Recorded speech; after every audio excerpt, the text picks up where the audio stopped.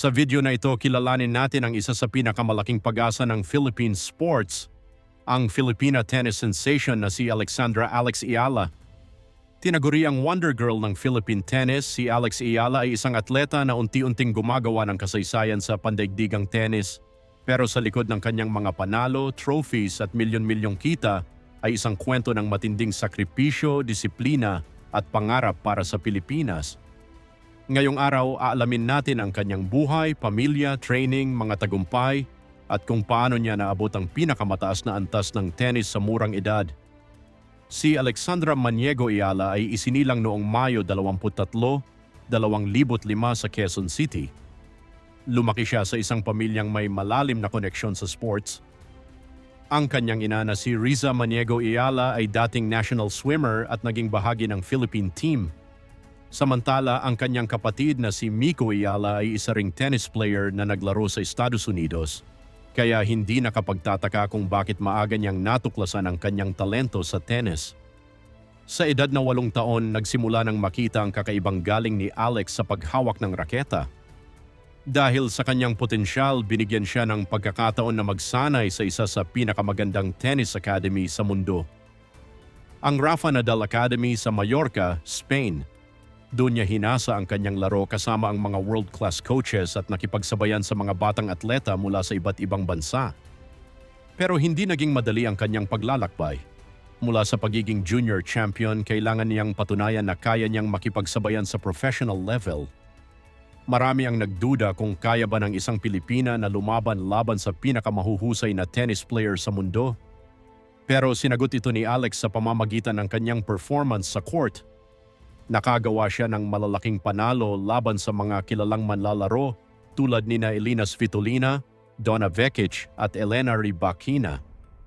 Dahil sa kanyang mga tagumpay, naabot niya ang pinakamataas na ranking ng isang Pilipinang tennis player sa kasaysayan. Isang patunay na ang talento ng Pilipino ay kayang makipagsabayan sa buong mundo. Pero ang tagumpay ni Alex ay hindi lamang nakukuha sa talento. Sa likod nito ay ang araw-araw na matinding training. Sa Rafa Nadal Academy, ilang oras ang ginugugol niya sa ensayo para palakasin ang kanyang katawan, footwork at mentalidad.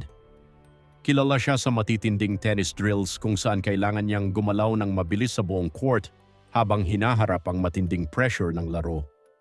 Bukod sa pisikal na paghahanda, mahalaga rin ang kanyang mental strength. Dahil sa tennis, hindi lamang katawan ang sinusubok kundi pati ang isip at emosyon ng isang atleta. Hindi rin nawala ang atensyon ng fans sa kanyang personal life. Naging usap-usapan ang kanyang closeness sa kapwa tennis player na si Coleman Wong ng Hong Kong. Nagkakilala sila habang pareho silang nagsasanay sa Rafa Nadal Academy sa Spain.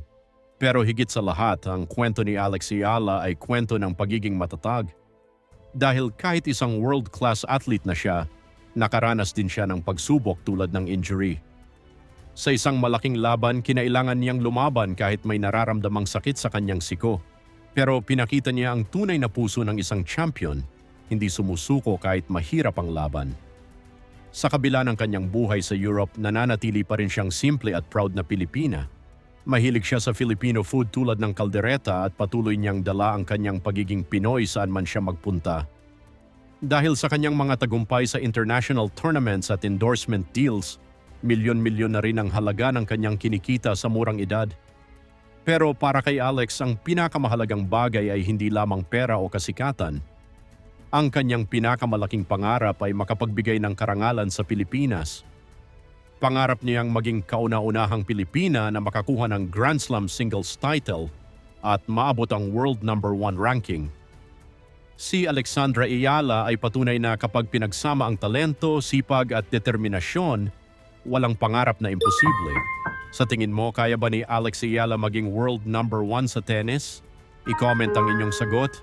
Huwag kalimutang i-like ang video, mag-share at mag-subscribe para sa mas marami pang kwento ng mga atletang Pilipino. Maraming salamat sa panonood.